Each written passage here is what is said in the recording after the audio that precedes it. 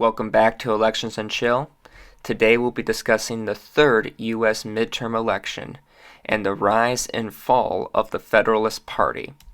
The year 1797 proved to be the high point for the Federalist Party.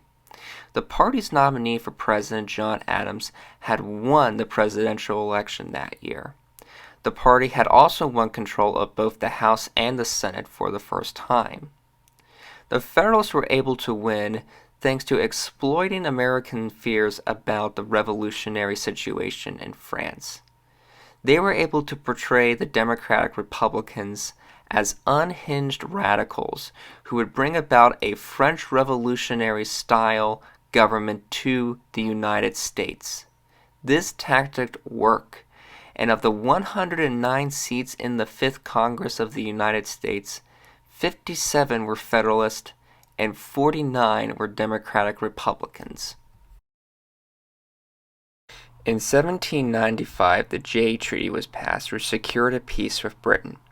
However, France took this as an attempt to make an Anglo-American alliance. France responded to the treaty by raiding and commandeering American ships bound for Europe. In 1797, Adams sent 3 diplomats, Charles Pinckney, Elbridge Gerry, and John Marshall, to France to receive the French Foreign Minister Charles de Talleyrand. Wanting to buy time, Talleyrand instead sent 3 mysterious agents to the ambassadors. The agents had informed the ambassadors that they would not receive Talleyrand before giving a bribe to the French government. The diplomats refused, and upon their return to Washington had informed Congress of what had happened. Instead of using the names of the 3 ambassadors, they used the letters X, Y, and Z, and this has become known as the XYZ affair.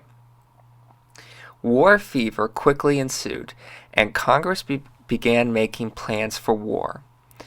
The 5th Congress achieved some remarkable things during its tenure, such as establishing the United States Naval Department and the Marine Corps. Adams, meanwhile, tried to seek a diplomatic solution.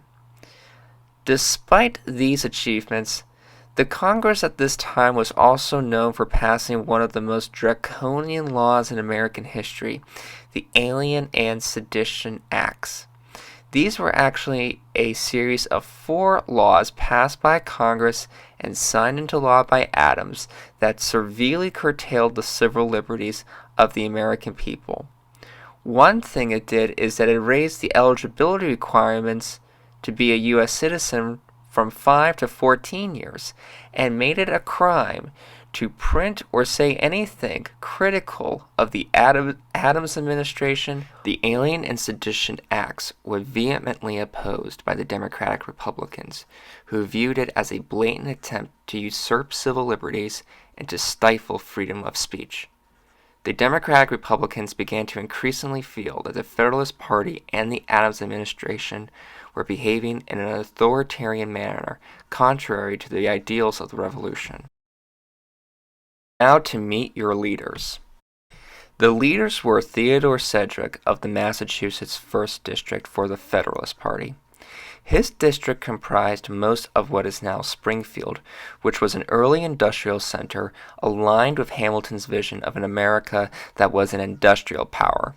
Nathaniel Macon of the North Carolina 5th District was the leader of the Democratic Republicans. Macon was a harsh critic of Hamilton's program and a champion of the democratic ideal of an agrarian and egalitarian nation. In this congressional election, there was 106 seats that needed to be filled, and 54 were needed to gain a majority in the House of Representatives. Like in previous elections during this period, states held their elections during different times and under different rules. The first state to hold its elections was the state of New York, which held its elections from April 24th to the 26th, 1798, with 10 seats up for grabs. 4 seats were won by the Federalists and 6 were won by the Democratic Republicans. This was a 2-seat net gain in favor of the Democratic Republicans.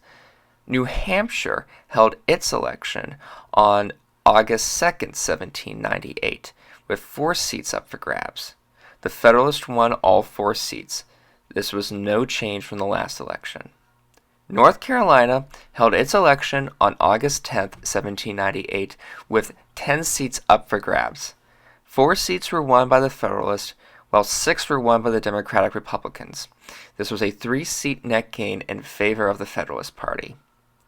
Connecticut held its election on September 7, 1798, with 7 seats up for grabs in an at-large district. The Federalists won all 7 seats. A special election was held for Joshua Coit, who died in office. Jonathan Brace of the Federalist Party had won. Maryland held its election on October 1, 1798, with 8 seats up for grabs. 5 seats were won by the Federalists, while 3 were won by the Democratic Republicans. This was a 1-seat net gain in favor of the Democratic Republicans. Rhode Island held its election on August 28, 1798, with 2 seats up for grabs in an at-large district. The Federalists won 2 seats, no changes from the last election.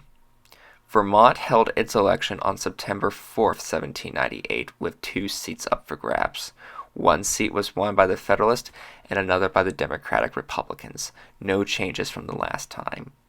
Delaware, a Federalist stronghold, held its election on October 2, 1798, for its 1 at-large district, which was won by the Federalists. No changes from the last time. Georgia held its election on October 8, 1798, with 2 seats up for grabs in its at-large district. Both were won by the Federalists. Pennsylvania held its election on October 9th, with 13 seats up for grabs. 5 were won by the Federalists and 8 by the Democratic Republicans. This was a 1-seat net gain in favor of the Democratic Republicans. New Jersey held its election on October 10th, with 5 seats up for grabs. 2 seats were won by the Federalists and 3 by the Democratic Republicans. This was a 3-seat net gain in favor of the Democratic Republicans. South Carolina held its election on October 12th, with 6 seats up for grabs. 5 seats were won by the Federalists and 1 by the Democratic Republicans. This was a 2-seat net gain in favor of the Federalists. Massachusetts held its election on November 5th, with 14 seats up for grabs. 12 seats were won by the Federalists, and only 2 were won by the Democratic Republicans. This was a 1-seat net gain in favor of the Federalists. The 6th Congress was inaugurated on March 4, 1799. However, late elections were to follow. Virginia held its elections on April 24, 1799, with 19 seats up for grabs. 6 were won by the Federalists and 13 were won by the Democratic Republicans. This was a 2-seat net gain in favor of the Federalists. Kentucky held its election on May 7th, with 2 seats up for grabs. Both were won by the Democratic Republicans. Tennessee held its election on August 1st for its at-large district and was won by the Democratic Republicans. No change. In the end, the Federalist Party had won the elections. 60 seats were won by the Federalist Party, or 56.6% of the seats. The Democratic Republicans had won 46 seats, or 43.4%. This was a 3-seat net gain in favor of the Federalist Party, which had won this election. And despite winning, this would be the last time the Federalist Party would ever win the control of the House of Representatives again, as a result of the unpopularity of the Alien and Sedition Acts. John Adams would face his demise in the election of 1800 to Thomas Jefferson, and would trigger the slow end of the Federalist Party. The first half of the 19th century would be dominated thereafter by the Democratic Republicans and its successor party, the Democratic Party.